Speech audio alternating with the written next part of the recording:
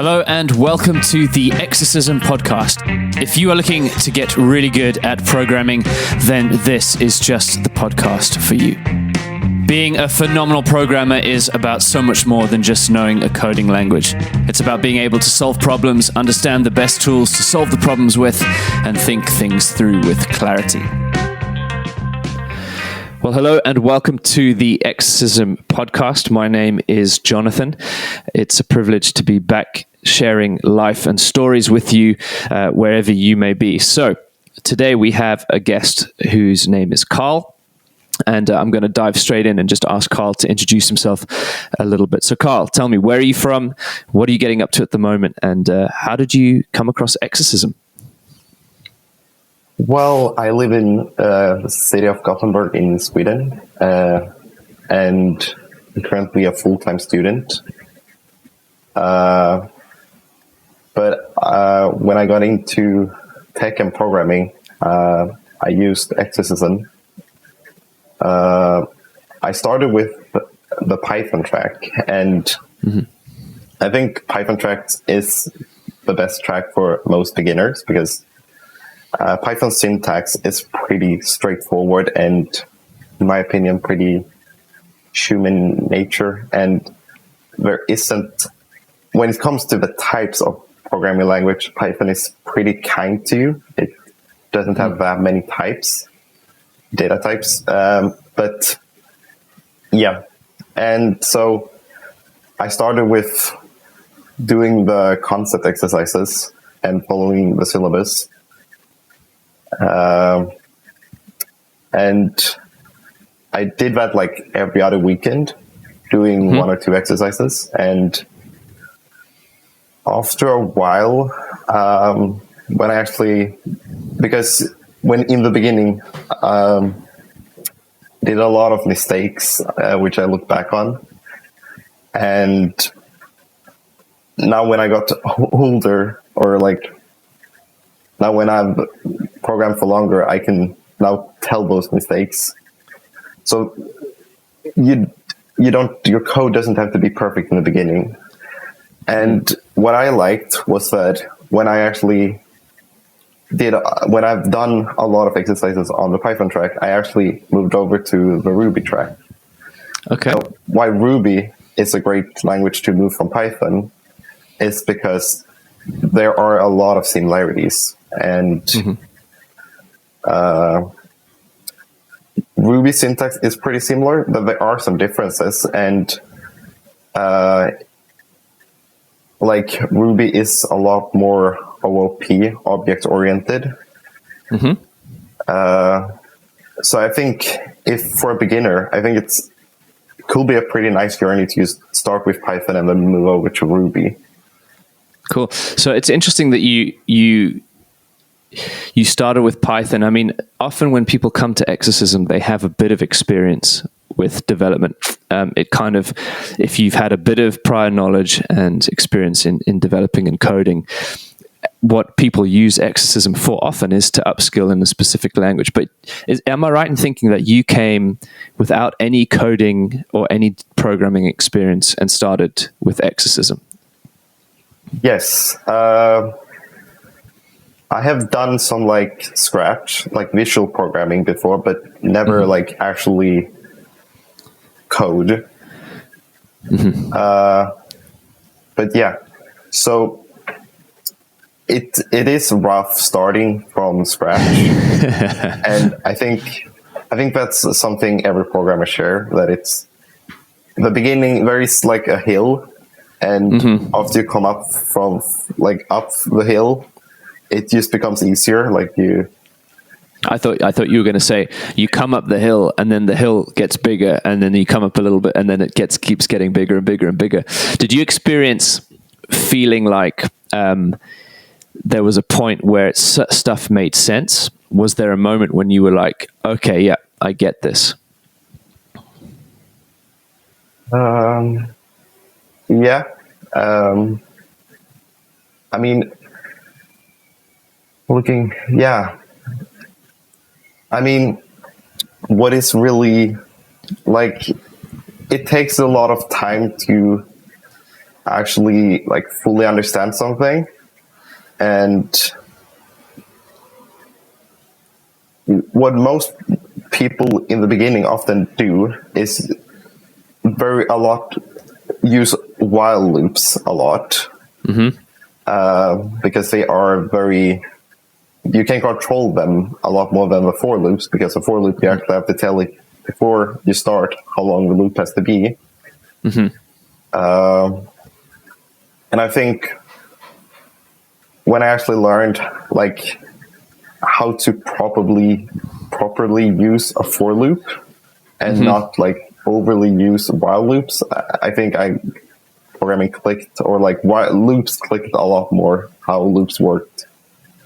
Okay, so that was like a moment where you felt, okay, this concept makes sense to me. And then your understanding of loops, did that then translate across into other concepts, which started to sort of make sense more and more? I'll speak from my experience here. So I've been learning Go on the Go track as well. And loops never made any sense until I spent it's probably about 3 days going through the exercises and the documentation and piecing it, like taking it apart one piece at a time. And the experience of going through loops and trying to understand loops actually had a really big impact on my understanding of code, generally speaking, and how functions and all of that kind of stuff worked. Was that similar for you, would you say?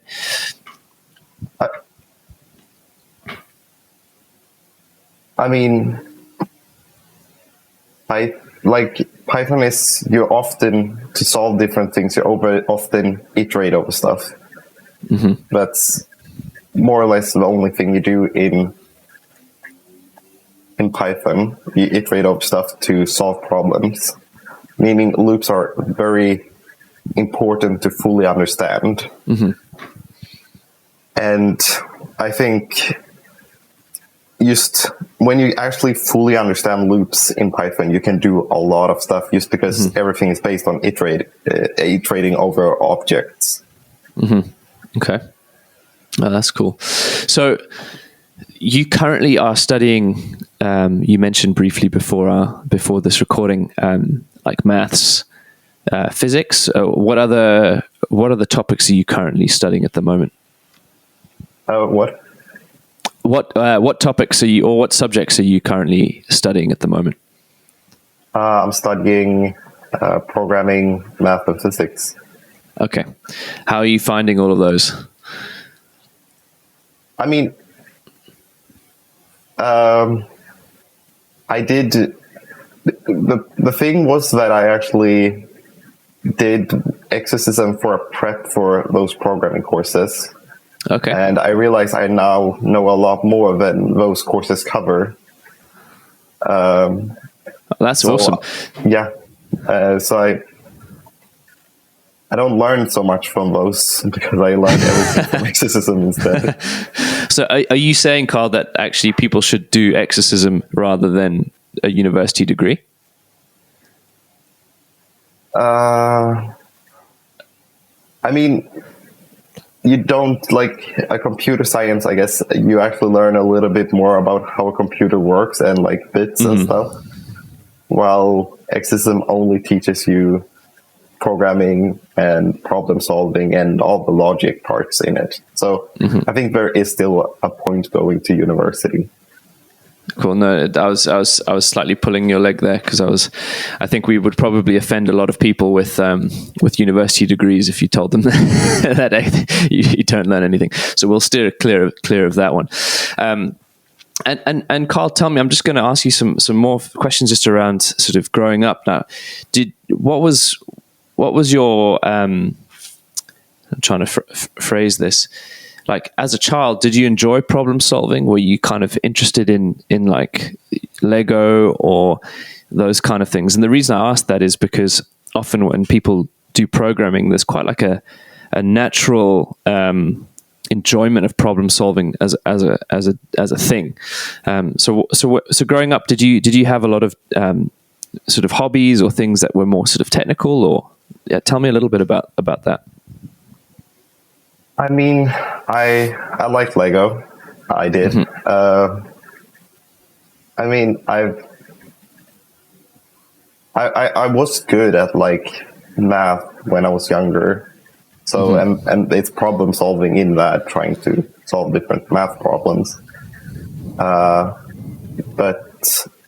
I think what really got me into programming is just my interest in tech generally. Like, I really like computers, and I really like every time someone gets an issue with a computer, it's like, oh, can you help me? Which can be a bit annoying sometimes, but it's actually often very fun. So actually, I got very interested into computers, and that moved me over to the interest in programming. Okay. So now you did, as far as I understand, you've done now 4 to 5 tracks on Exercism, or have you learnt, you've actually learnt 4 to 5 languages using Exercism? Is that right? Yes, I have done like, I've started like on 6 tracks. Okay. But I will only claim my own, like, know decently well 4. Okay, and out of those, so which ones? It would be Python, Ruby, JavaScript, and Typescript. But I also am like decent at Elixir. Okay, so out of all of those languages, which one have you kind of enjoyed the most in terms of learning? I really love Elixir. I really like how you type in that language. I think it's a very fun language to type in, but it's very different from what I'm used to in other languages. So it's like kind of starting from the beginning at some point. So yeah, but I think if someone actually wants to learn like a really, really powerful language, JavaScript is there. It's, in my opinion, one of the most powerful languages you can know. Okay, so JavaScript would be, correct me if I'm wrong, a more interpreted language. So would that be a fair comment? And then Elixir is probably more functional. Is that? Yes. Okay, so those are quite different in how they are. So it's interesting to me that you seem to enjoy like both the sort of full spectrum of those two languages. What is it about Elixir that you find fun or enjoyable? Like, what can you nail that down? I mean, it is this functional programming. Like, you have these functions, and you're supposed to bring them all together. And with all these functions, you're supposed to solve the problem. Like, and that means, for me at least, I get heavily. Elixir documentation is very important to actually like do something. And the Elixir documentation is great, in my opinion. So you sit there and search for the correct methods, which I think is very fun. So it's almost like piecing together like a puzzle, you could say, where you sort of putting everything together so that you can solve the problem. Piecing together a puzzle. And as I said, I really like how you're writing the language as well. So it's a very nice puzzle. Okay, cool. So whereabouts on that track are you? Have you got through the practice exercises, or are you kind of still on the concept exercises? There's a lot of concept exercises for that language. I think it's like 20 or perhaps more than that. I think I am on the concept exercises. I've done like probably 90% or something. So I'm nearly done. Oh, awesome. That's so cool. That's really, really cool. So Carl, I want to find out a little bit more about kind of life further afield than just sort of coding and development. So what are some of the things that you enjoy doing kind of just in your spare time or hobbies? Is there anything that you kind of really would, if you could spend all your time doing outside of coding, what would that be? Well, if I'm not allowed to say programming, I like to play some video games at my spare time, and I like biking as well. That's also fun. Mountain biking or road biking? Road biking. Road biking. So do you cycle? I mean, tell me a little bit, because you're in Sweden, right? Yeah. And where you live, is it flat? Is it hilly? Do you have beautiful ocean? Because that's my impression of Sweden, is that you have oceans. It's where I live. It's pretty flat, but if you go up north, it's more hilly. Is it snowing at the moment in Sweden? Is it feels like it's going to start getting cold now. It was snowing like last week, I think, but now very snow. Okay, and do you bike in the snow? Yes, you do. So we have another. You might know Brian. Brian, he's one of the Elixir mentors. Brian Underwood. He also lives in Sweden, I think in Stockholm, and he goes for runs in the middle of the winter, running around the dark of night in Sweden. So I thought that was quite cool. So would you cycle often, like once a week, twice a week, or is it like something that you do on a regular basis, or is it just? When I travel, I bike to a bus station, and then I take the bus from the bus station. Okay, and then you just find a nice place, and then. So you travel by bus? I travel by bike to the bus station, and then I travel with the bus. Okay, nice. And Carl, do you like, how far is the university from where you live? Are you currently living at home, or are you renting a place? Like, what's your setup? I'm living at home. It's 30 kilometers away. Oh wow. But it takes like, I don't know. Oh wait. Yeah, 30 kilometers. That's probably right. It takes like 40 minutes or something. Okay, so it's not that bad, but that's still quite a long way to go. So now, how many more years have you got left of studying before you enter into the real world, so to speak? 4. You've got 4 more years of studying. Yep. Are you in your first year at the moment? Yep. Okay. Yep. Wow. So you've done year 1, and it's a 4-year degree. Okay. And what do you have any idea of what your dream is in the future, or what you want to be doing as a career, or any thoughts around that? I mean, I've always wanted to work with space, because I think that's cool. Not being like an astrophysics or something, but like doing perhaps some programming around space things. And we have a European Space Agency, which could be something, but if not that, I think just like, I don't know, a casual back-end job will be nice. Just a casual back. I love how you said that. It makes it sound so straightforward and easy to my ears.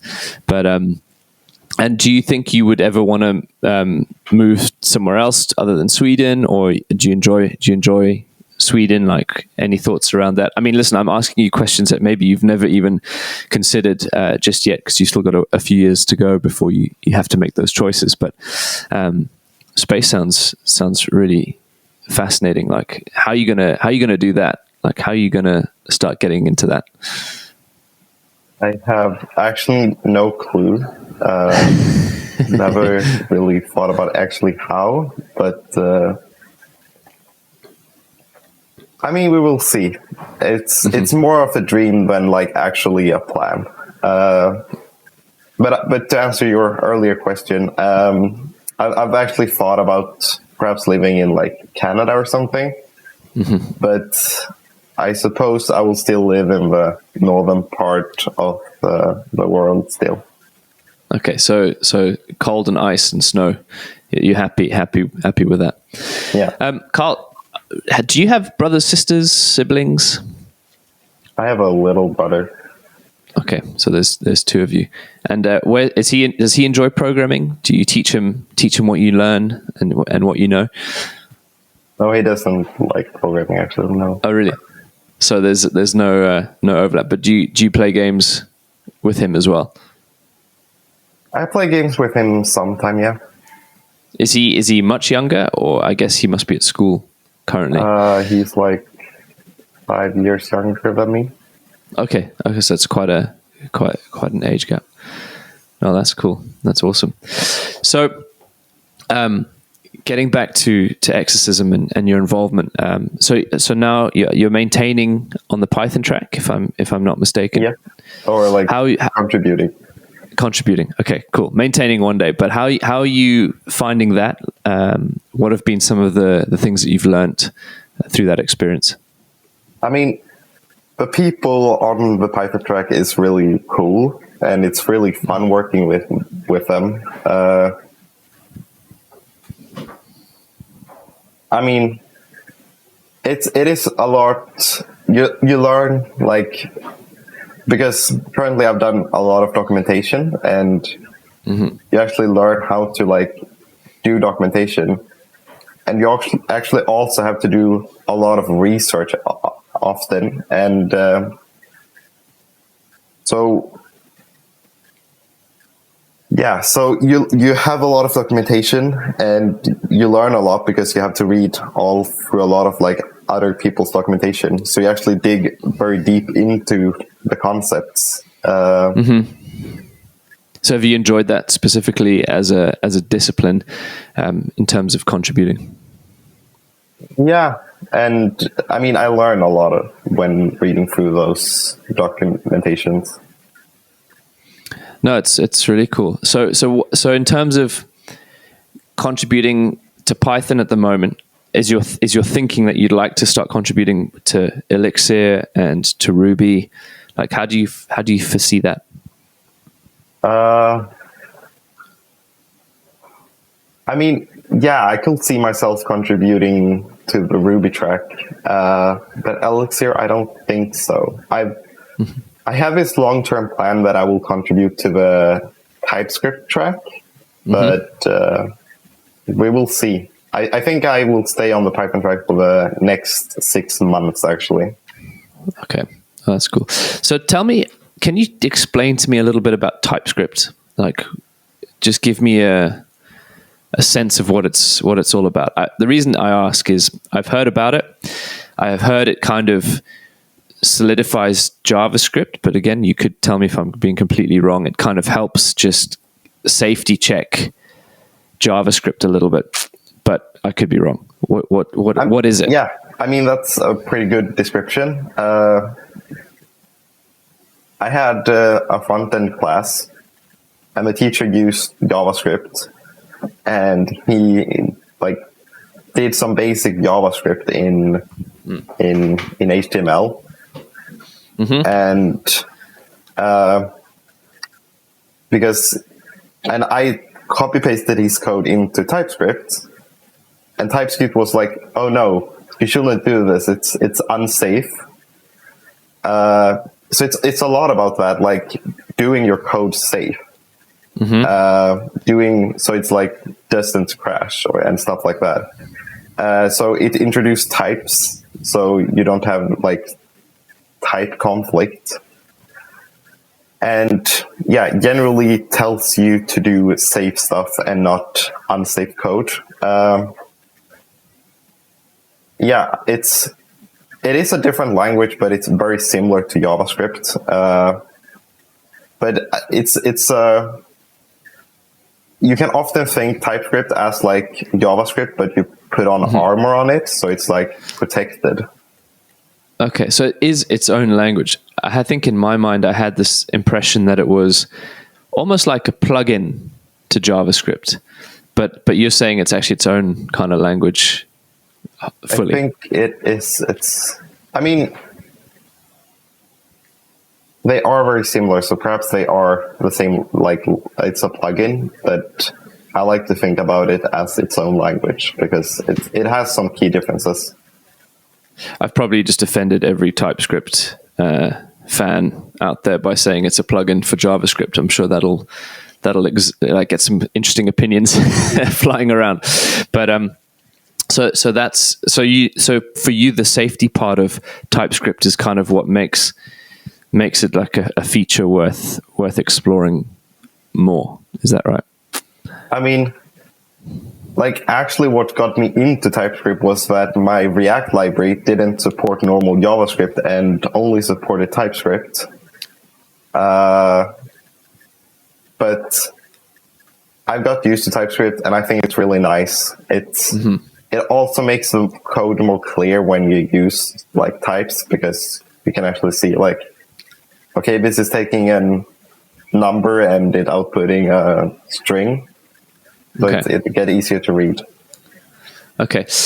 You mentioned React Native there. Do you prefer front end development or back end? I mean, I gather you prefer back end from what I understand, but do you dabble in front end a little bit? I dabble into front end, but I'm so bad at CSS, so I usually try to find some good like UI library and use that.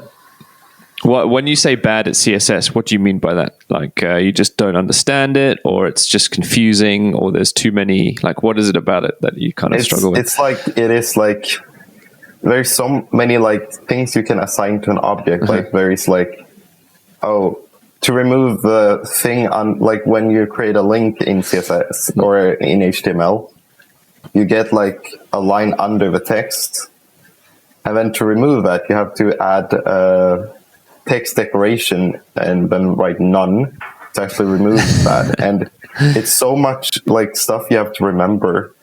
And what is the most annoying about CSS is that if you do a change in the code or like the CSS, it often screws with something else. So you actually have to, okay, I solved this problem. Now this problem came up and I have to solve that one, and you just go in a loop. So it keeps just like kicking the can down the road somewhere else.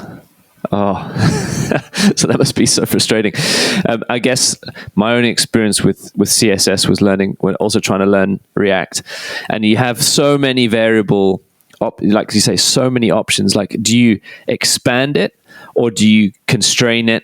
And if you do that, then that changes this button, and before you know it, all of your components are kind of doing different things if you're not careful. I know that Jeremy at Exercism, he is really good at CSS, but I think he just knows so much of all of the different aspects to it. So for you, front end is not something that you enjoy as much as more the back end side of things.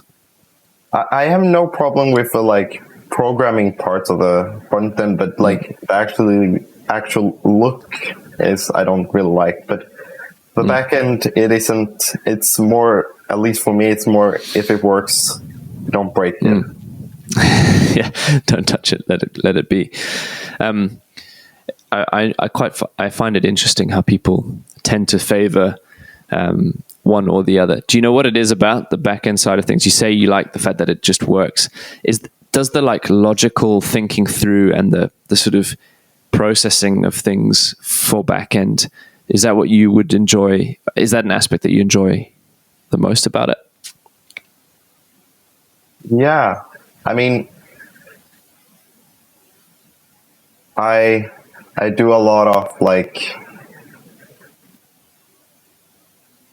yeah, I like about it because it's mostly logic and setting up different like database structure. That's mostly it, even if I'm not good at like databases. Oh, that's cool. That's awesome. So, Carl, I've got a couple more questions for you. Really enjoyed just understanding a little bit about where you come from and what you enjoy doing. So, can you identify some key tips or things that you would recommend to someone starting out learning to code? And you can do it from like if they maybe are more scientific of a background, maybe some tips for those types of people who enjoy that. But if you were to come at it completely from another perspective, what would you say is a good thing to do consistently? I mean, I think that you should start with an easy language. Don't start with Rust, C++, or C. But then actually, when I know June said a little bit like this, but when you see a problem, read through the problem, take a break, think through it, how you will solve it, and then come back and actually solve it, because it's good to let your brain process how you're going to actually solve the problem. Another thing I think is to actually try to not move too fast. Do a little bit now, do a little bit then, because say you're doing a lot of concept exercises, it's better to actually let that information sink than doing all of the concepts in the same day, and you will probably just be left confused at that point. And how everything applies. Okay, cool. So take your time, allow yourself the space to think through things. And would you say going slow is going slower, getting things deeply settled in is better than quick? And that sounds like what you're saying. It's better than quicker and skimming the surface. I mean, it depends on some languages you perhaps only have to learn the syntax and the basic stuff, and then being able to move into more real world scenarios and actually dig deeper then. When it comes to JavaScript, I learned the basics, and then I did React projects, and there I learned a little bit of new stuff and got deeper into the language. Oh, that's cool. Okay, nice. Awesome. Okay, so Carl, I have one more question for you for this week. What is your recommendation for the community this week? Your special recommendation, and it can be pretty much anything. It can be, go for a bike ride in the snow. It can be jump in a freezing cold lake or go for a sauna if you're in Sweden. What would be your recommendation for the community? Yeah, I mean, I think it's very hard to bike in the snow, so I don't recommend that to people. Yeah. But I think I will say what I said earlier. See, if you have a problem you're stuck on, take a break. Don't sit there for a few more hours just trying to solve it. It's better if you take a short break and then come back at the problem. Okay, cool. So this week, your recommendation is if you need to learn something, slow down, take a break, get a coffee. Do you drink coffee? I don't. Not yet. Okay. Oh, never. I'm actually just a water drinker. That's probably the special thing about me. Okay, awesome. Oh, that's going to save you a lot of money going forward in life, I tell you. That's awesome. Okay, Carl. Well, it's been a real privilege to chat with you today. Thank you for your time. And thank you for all your contributions to the different tracks and for engaging in Exercism. We really appreciate it. I've really enjoyed getting to know you over the last couple of months, especially through the Discord server that we ran. I think it was the Exort. Were you on the Elixir Discord? Either the cohort or the Exort. Yeah, I think I'm sure I saw you quite a lot on those, which was awesome. And thank you for contributing. It's been great. So look forward to chatting soon. And thank you very much for your time. So just stay on the call, and we can wrap things up from there. But thanks everyone for listening. You've been speaking with myself, Jonathan, and with Carl, and look forward to checking in soon. Bye.